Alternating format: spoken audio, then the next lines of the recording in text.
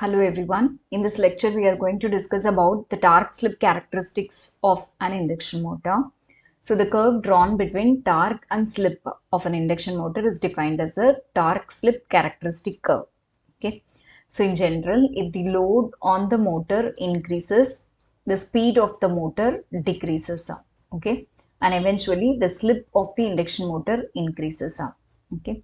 So the motor reacts by increasing the torque in order to meet the load demand. So in order to meet the load demand, the torque will increase. Okay. So now we all know that the torque of the induction motor is given by S into R2 divided by R2 square plus Sx2 whole square, where S is the slip of the induction motor, R2 is the rotor resistance and X2 is the rotor reactance. So now for simplicity in understanding, we will divide the torque slip characteristic curve into two regions. First one is the low slip region and second one is the high slip region. Okay. So as the name implies, in the case of a low slip region, the slip will be low. Okay. So first we'll discuss the low slip region. So here the slip will be low. So the Sx2 whole square term will be very lesser than R2 square. Okay. So this term can be neglected.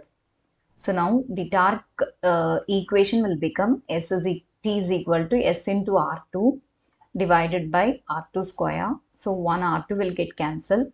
So this implies that torque is directly proportional to slip. So in the case of a low slip region, the torque is directly proportional to slip. So that is, as the slip increases, torque also increases. So as we have already discussed, when the load increases, speed of the motor decreases. Eventually the slip increases. So as the slip increases, the torque also increases. So if we draw the characteristic curve by taking torque on the y-axis and slip on the x-axis. Okay, so this is the torque. So now the characteristic curve will be linear as torque is directly proportional to slip. So here S will start from 0. So when S is 0, the torque will also be 0. So in the low slip region, the torque slip characteristics is linear in nature. So next we'll discuss the high slip region. So in the case of high slip region, the slip will be very high. So Sx2 whole square term will be very higher than R2 square term. So R2 square term can be neglected. So in this case, the torque is given by S into R2 divided by S square X2 square. So 1s will get cancelled. This implies that torque is inversely proportional to slip. Okay. So as slip increases, torque decreases. So again, if the load of the motor increases, speed of the motor decreases, which in turn increases the slip. So as the slip increases, this torque decreases. Okay, as it is inversely proportional. So the characteristic curve will be looking like a rectangular hyperbola. With the increase in the slip, the torque decreases. Okay, this will continue till S attains its maximum value. That is, slip will be equal to 1. This is the maximum value of slip that can be obtained in the induction motor. So this corresponds to speed is equal to 0. And the torque corresponding to this slip S is equal to 1 is nothing but the starting torque. Okay, this is the starting torque. Okay. So here in the low slip region, the curve was linear. Okay. So here we can ask one question: how long the curve will remain linear? Okay. So the curve will be linear until this point is reached. Okay. So this point corresponds to a maximum torque and this corresponds to a slip corresponding to a maximum torque. Okay. So each and every motor will have its own capacity. Okay. So maximum torque is nothing but the maximum value of the torque that a motor is capable of producing. Okay. So the slip corresponding to this maximum torque is defined as the maximum slip. So till this maximum torque is attained, this torque slip characteristics will be linear. Okay, so when the slip increases beyond this value, beyond S is equal to Sm, what will happen? As the load increases, as we have already discussed, the speed decreases. So if we keep on increasing the load, the speed keeps on decreasing and the torque keeps on decreasing. Okay, so the motor will consider the load as an extra load. Okay, the applied load is considered as an extra load. As a result, the speed will become eventually low so that the motor cannot rotate. Motor will not be able to rotate in the high slip region. Why? Because the applied load itself is considered as an extra load. So speed eventually reduces and the motor will stop. So when S is equal to maximum value, that is 1, the motor will be at standstill condition. Okay, so hence the high slip region is considered as unstable operating region. So due to the dominating value of slip, the motor will not rotate. Okay, so this is unstable operating region. The motor will not be operated under this unstable operating region, that is high slip region. So this low slip region is linear. This is considered as stable operating region. So now we'll define another term called full load torque. Okay, so as and when the load on the motor increases, we have discussed about the speed, torque as well as the slip.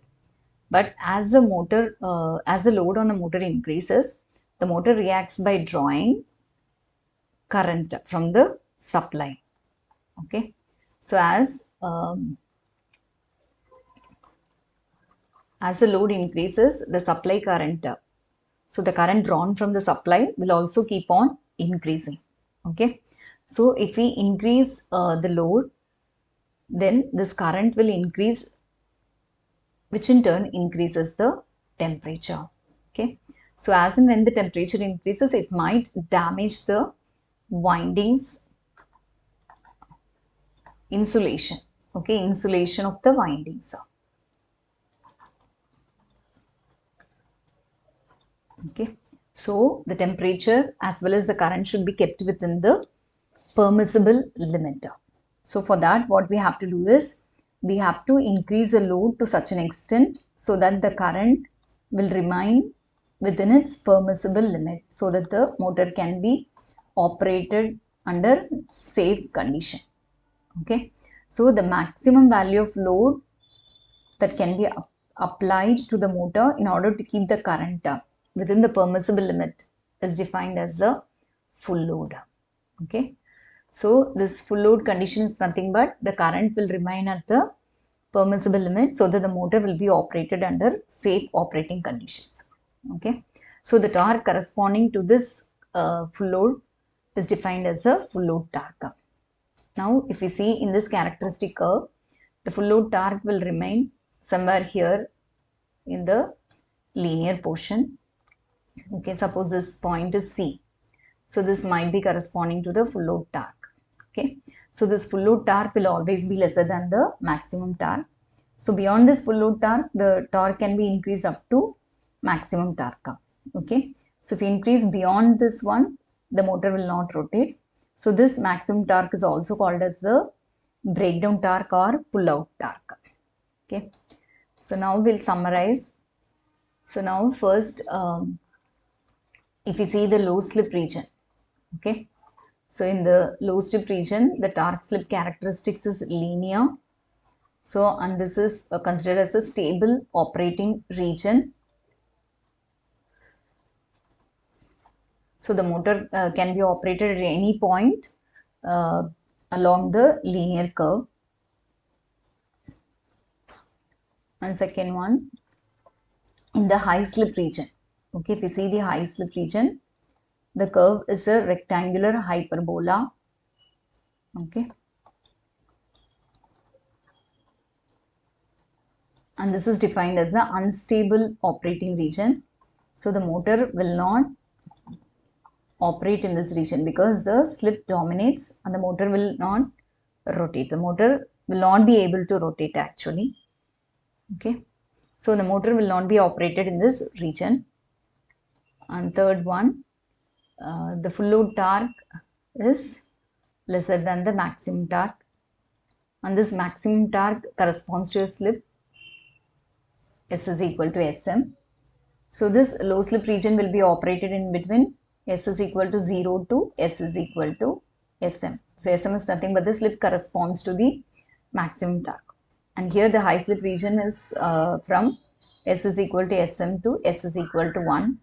So S is equal to 1 is the maximum value of the slip of the induction motor. Okay. So the maximum torque corresponds to S is equal to Sm.